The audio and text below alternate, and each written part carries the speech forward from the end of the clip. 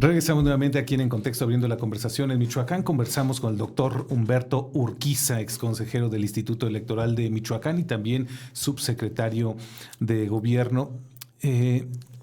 Hablabas, doctor, dices, Sí. bueno, es importante que los partidos políticos regresen a las calles nuevamente, Así que es. tengan presencia permanente y contacto sólido con la ciudadanía, con sus votantes. Se convirtieron en unas enormes instituciones burocráticas que dependían del recurso público correcto. para seguir subsistiendo y bueno, además habrá que decir que siempre son los mismos, ¿no? Así es. Pero si uno voltea a ver otros modelos, sobre todo del primer mundo, en donde hay, digamos, recurso de la ciudadanía para apoyar el sostenimiento de los partidos políticos, en un país como México, ¿esto no es un riesgo? A ver, yo creo que no, Mario. Primero, si planteamos que ya estamos en un modelo democrático, que la democracia cuesta, se entiende entonces que la ciudadanía ya es demócrata. Y entonces podríamos transitar un modelo donde los partidos no sobrevivieran con recurso público porque hay una ciudadanía consciente de lo que significa esto. Sabemos que no es así. Claro que el tema de cómo se construye la relación entre ciudadano, entre militante y partido político pasa por el recurso y pasa por factores externos como crimen organizado u otros, sindicatos, en fin. Yo creo que en la elección, el sistema electoral mexicano, en la elección de independientes, esto es, en la postulación de candidatos independientes y el triunfo que han tenido, Mario, porque ha habido candidatos independientes que han ganado, ya no me referiré a si eran independientes de un partido o no. Olvídate. En cuanto al sistema, ganaron sin recurso público o ganaron con más recurso privado que público. Eso fue fiscalizado por el INE y el INE dijo, está bien. O sea, no hay recurso ilícito. Entonces quiere decir que quien fue gobernador en Nuevo León no recibió recurso ilícito porque el INE dijo que no había bronca. Y ganó con una fórmula donde no pueden tener mucho recurso público porque no son partidos políticos. Morelia lo sucedió. En Uruapan, Jalisco, por ejemplo. Uruapan inclusive. Entonces, está claro que se puede ganar sin el financiamiento público y que no contamina y que no hay esta contaminación de grupos delincuenciales, porque, insisto, ya pasaron y no pasó nada en términos de esa relación temerosa entre política y crimen organizado. Entonces, se cae solito ese discurso ya de que puede haber un problema. Entonces, ¿qué debemos de transitar? Quitar el sistema, otra, antes. Hoy se tiene financiamiento a partidos políticos, pero por desgracia hemos visto cómo de todos los partidos se ha visto un vínculo con grupos ilegales. Bueno, pues si tienen recursos, entonces, ¿para qué? Entonces, creo que no tiene que ver ya nada la variable crimen organizado con financiamiento a partidos políticos, ¿no? ¿Tiene que ver con otra relación? Sí. Y ahí es donde yo creo que tenemos que transitar un sistema electoral de partidos donde no se les dé recurso. Y lo acabas de decir muy bien. Democracias en otros países, los partidos solamente tienen recurso en campaña. Se vuelven aparatos fuertes en campaña. Terminando la campaña se reducen aparatos pequeños que solamente mantienen, digamos, una dinámica tranquila, pero hasta ahí. Por ejemplo, tú estás viendo el caso de Estados Unidos. ¿En qué momento el debate que se tiene ahorita por lo que está pasando en Minnesota y en otras regiones de Estados Unidos, cuándo ha salido el dirigente del Partido Republicano Demócrata a decir algo? No sabemos ni quiénes son. Porque no son parte de la lógica política. Vete a un hecho político en México, cualquiera, y los primeros que salen son los dirigentes de los partidos políticos a dar su posicionamiento. Entonces, necesitamos quitar esa posición de los partidos como actores políticos y dejarlos solamente como actores electorales que tengan un financiamiento en campaña. Yo creo que sí, fuerte, importante, porque además ahí es donde se da el vínculo con el crimen organizado, en campaña. Entonces, cubres el temor que se tiene y bajas la fuerza que se tiene en el costo. Y eso está vinculado con la representación, coincido contigo, Mario. O sea, la representación a través de RP para mí va a ser lo más importante en el debate. Ese va a ser, creo que, el elemento fundamental en esta reforma. ¿Cómo los vamos a elegir? Y cómo se va a lograr la representación pura en el Congreso. Esto es, que logremos tener un reflejo casi exacto del número de votos por partidos con el número de integrantes de los congresos, digamos, diputados y senadores. Y creo yo que ese va a ser el gran debate o gran punto que debemos de cuidar. La famosa cláusula de gobernabilidad y la sobre y subrepresentación que no ha ayudado.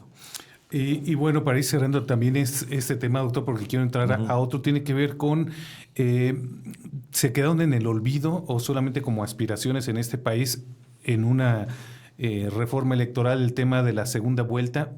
No es para México, por ejemplo.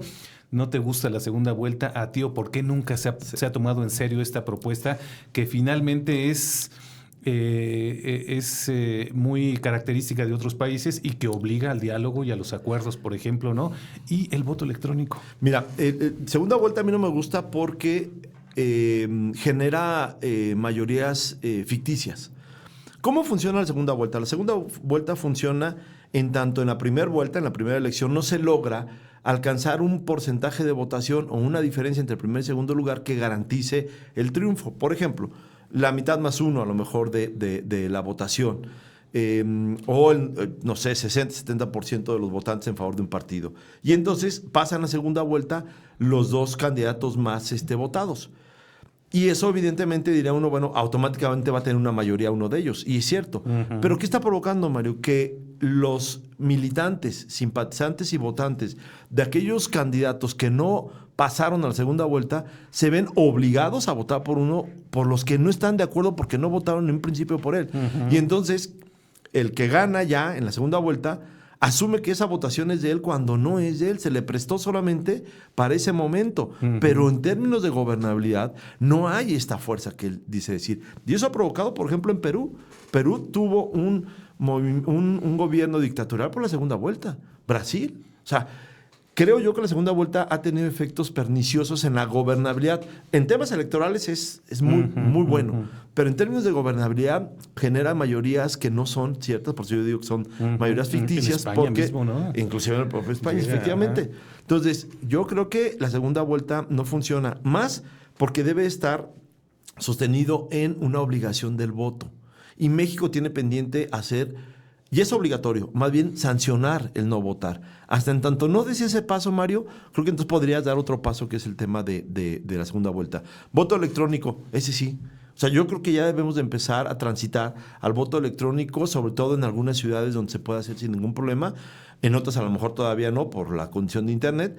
Y creo que es un tema que hemos dejado de lado por el temor que tenemos al sistema, digamos, a lo que tiene que ver con Internet o, digamos, la digitalización y los resultados electorales. Pero yo creo que ese paso ya se tiene que dar y ayudaría mucho a replantear la democracia en México. Bueno, pues ahí está. Seguramente ya a partir del 24 de febrero se comiencen a discutir todas estas propuestas y ojalá que lleguen a estos acuerdos, que la oposición participe, pero también dices, doctor, ahora que ya la responsabilidad recae directamente en el Congreso, bueno, finalmente pues no debe cerrarse también a que se siga discutiendo, a recibir propuestas críticas de la ciudadanía para enriquecer esta reforma electoral. Vamos a ver en qué concluye. Y bueno, en esta última parte me gustaría, también has estado participando de manera muy activa en un coloquio que se ha denominado Una perspectiva indígena, revisión intertemática e integral para nuevas visiones académicas con gente de la Universidad Intercultural Indígena, en tu paso justamente por el Instituto Electoral de Michoacán. Pues una de las áreas de expertise fue justamente el derecho indígena, el derecho electoral indígena, y finalmente estar formando ciudadanía es un trabajo 24/7, no solamente el día de los procesos electorales o el día de las campañas políticas o solamente por parte de los partidos políticos. Hay que formar ciudadanía siempre, ¿no? Qué tema tan interesante, Mario. Hay que formar ciudadanía, y en México y en Michoacán en particular es una ciudadanía multicultural. Y entonces te abre diferentes caminos a construir esa ciudadanía. Lo acabas de decir perfectamente. Tenemos un sistema de partidos que construye un modelo de ciudadanía muy europeo, por cierto, y está bien. Y tenemos un modelo ahora de ciudadanía con sus variables, pero sobre todo de relación sociedad-gobierno, con el tema de comunal, ¿no? Y entonces se reconstruye la participación de las personas a través de una visión comunal, que es una visión colectiva, con diferentes reglas de construcción de ciudadanía y con objetivos inclusive distintos.